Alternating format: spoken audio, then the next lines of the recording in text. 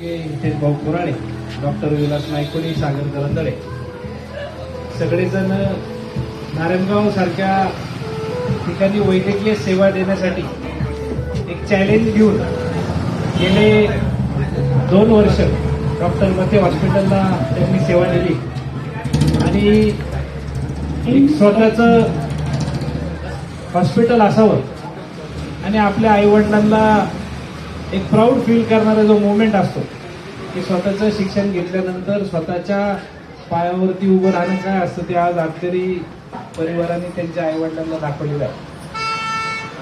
Hospital चालू करणं हे सोपं नाहीये, कारण त्याच्या मागे लागणारे जे कष्ट असतात त्याच्यामध्ये प्रामुख्याने स्वतःचं शिक्षण आणि त्याच्यानंतर सेटअप करण्यासाठी लागणारा जो खर्च आहे तो खूप मोठा आहे.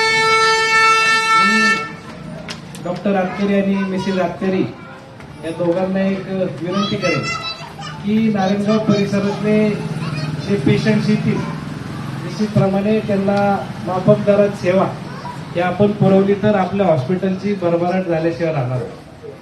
जो व्यक्ती त्या जागेमध्ये होते डॉक्टर लहू खैरे, त्यांची किती भरभराट झाली ही सगळ्या नारायणगावकरांनी पाहिलेली आहे. त्यांनी पण अल्प दरामध्ये सेवा दिली आणि तुम्हाला शुभेच्छा देत असताना असं मानता येणार नाही की तुमचं हॉस्पिटल चांगलं चालू. हॉस्पिटल चांगलं चालू म्हणजे गावातली लोक आजारी पडू. ज्याला अडचण असेल त्याला तुम्ही चांगली सेवा द्यावी एवढंच या ठिकाणी सांगतो. आणि तुम्हाला मार्गदर्शन करायला आय शिवनेरीचे अध्यक्ष माननीय डॉक्टर सदानंद राऊत आहे, त्याचबरोबर डॉक्टर नायकोडी आहे, नारायणगाव मधले पहिले फिजिओथेरपिस्ट म्हणून त्यांनी त्यांचं नावलौकिक कमवलेलं आहे.